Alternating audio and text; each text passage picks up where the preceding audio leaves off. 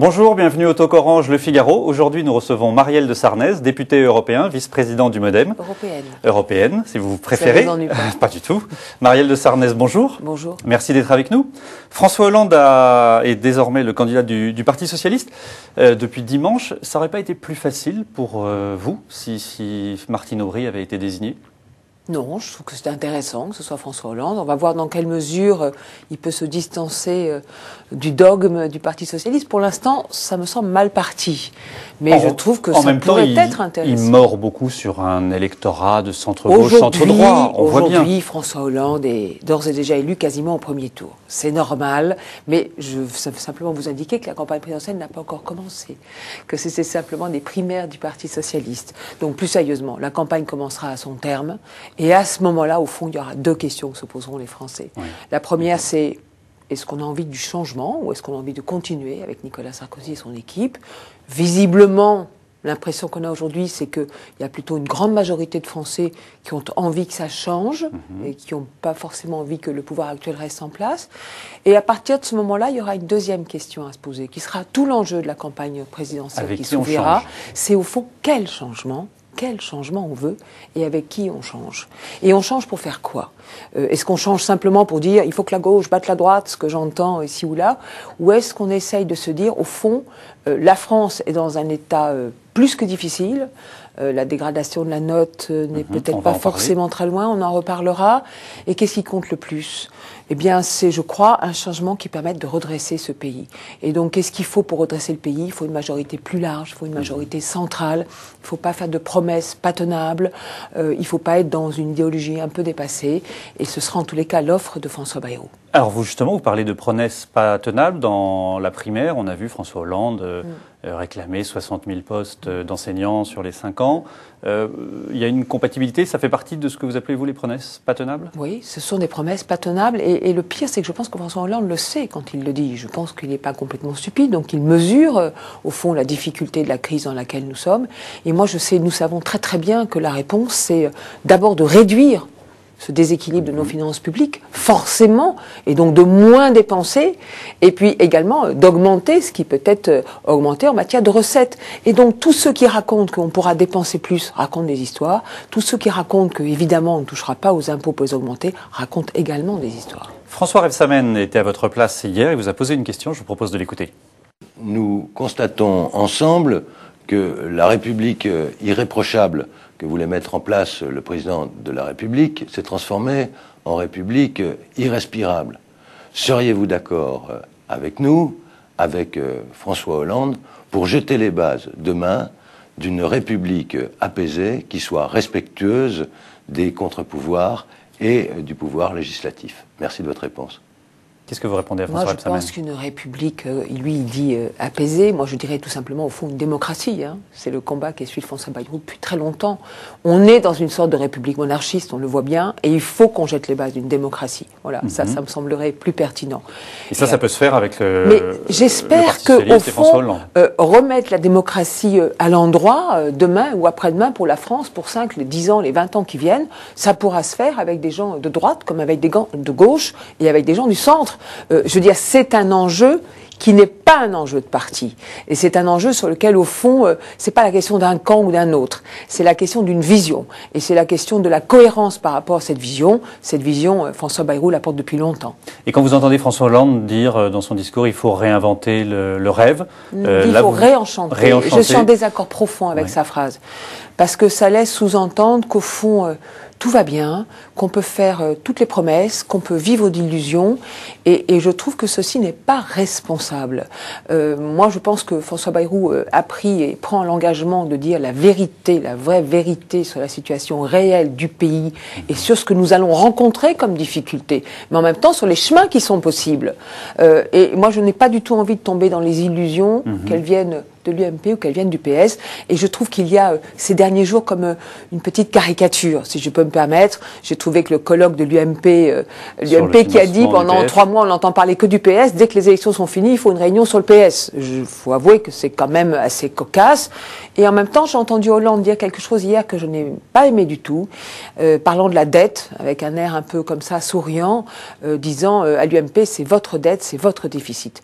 Moi, je n'entends pas les choses de cette façon-là. Cette dette, ce déficit, c'est le déficit et la dette conjoint de l'UMP et du PS. De ceux qui ont gouverné. Ça fait plus de 30 ans qu'on a un budget en déséquilibre. Et donc, c'est pas par ce genre de sortie, disant c'est de la faute de ton camp, non, c'est de la faute de ton camp, qu'on arrivera à régler le problème. Et d'ailleurs, moi, je pense qu'il y a des millions de Français qui ressentent ou qui pensent ces choses comme je les pense, et qui voient bien que c'est probablement le moment, effectivement, d'essayer autre chose. Essayer autre chose. En même temps, on voit dans ce que vous dites que ça va être compliqué de vous entendre avec François Hollande. Mais moi, je ne suis pas en train de vous dire que je vais m'entendre avec François Hollande. Je vous dis que quand la campagne pour l'élection présidentielle s'ouvrira, à ce moment-là, il y aura, on va dire, 3 projets pour l'essentiel, je mets l'extrême droite un peu à part, il y aura 3 projets au fond qui peuvent gagner, qui peuvent l'emporter. Il y aura Nicolas Sarkozy qui représentera l'UMP et son camp, la majorité sortante et qui est comptable de son bilan. Il y aura le Parti socialiste et ses alliés naturels et il y aura cet axe central que nous essayons de construire et de former et de solidifier en ce moment autour de François Bayrou. Et à partir de ce moment-là, eh bien, on dit toujours c'est projet contre projet. Eh bien là, ce seront des visions différentes. Grosso modo, l'UMP va dire je veux garder ce pouvoir, la gauche va dire je veux récupérer ce pouvoir, et nous on va dire on veut une majorité centrale composée de gens, de femmes et d'hommes de sensibilités différentes qui vont du centre droit au centre gauche en passant par le centre, qui soit une majorité large, parce que c'est la seule majorité possible autour d'un agenda que j'appelle 2012-2020 pour redresser le pays.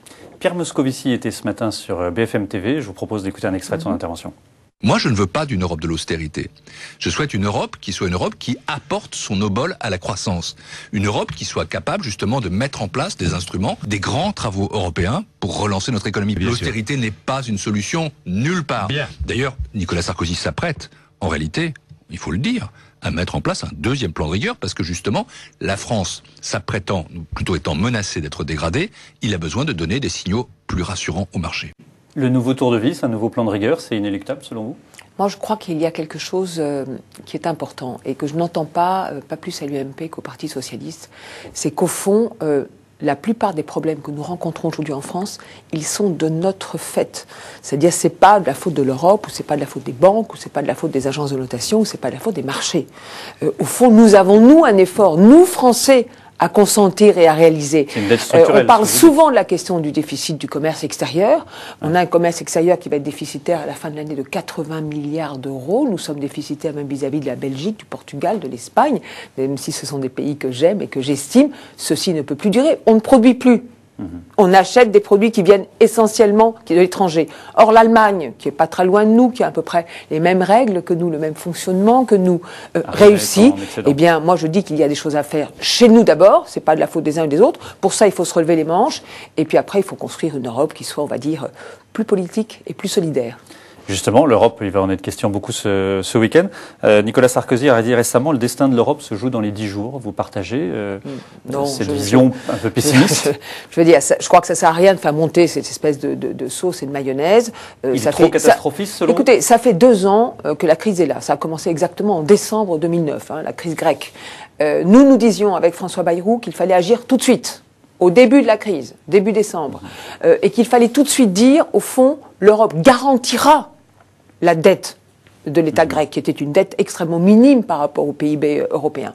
Ça n'a pas été fait, on a tergiversé, on a fait trop peu, on a fait trop tard, on a fait de façon non cohérente, et donc évidemment, tout ça s'additionne aujourd'hui, et cette crise de la Grèce, ça se propage, et évidemment, comme les pays sont fragilisés par la dette, ce que nous disons depuis la campagne de 2007, en disant que c'était urgence de rétablir l'équilibre de nos finances publiques, eh bien, on arrive maintenant dans un mouvement où ça va coûter encore plus cher. Alors, il faut quoi ? Il faut d'urgence recalibrer, regarder la dette grecque, laisser un peu de temps sur le long terme aux Grecs, ne pas avoir une politique simplement au fond où on dit aux Grecs, on baisse vos salaires. Abandonner une partie de la dette ? Je pense il y a une partie de la dette qui va être abandonnée, on dit entre 20% et 50%, mais en tous les cas, il faut leur laisser du temps. Vous pouvez pas demander à un pays, par ailleurs, de rembourser une dette, tout en lui disant je vous coupe tout votre développement économique.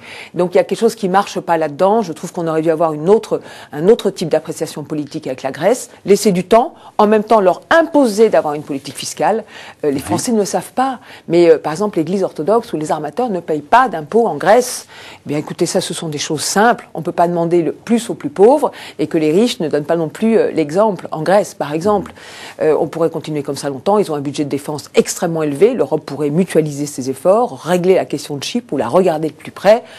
Tout ceci, ce serait des efforts structurels à faire qui me semblent nécessaires. On n'arrivera pas à régler la question de l'Europe uniquement, au fond, en asséchant complètement les pays qui la composent. Marielle de Sarnez, merci d'avoir répondu à nos questions. À demain pour un prochain talk.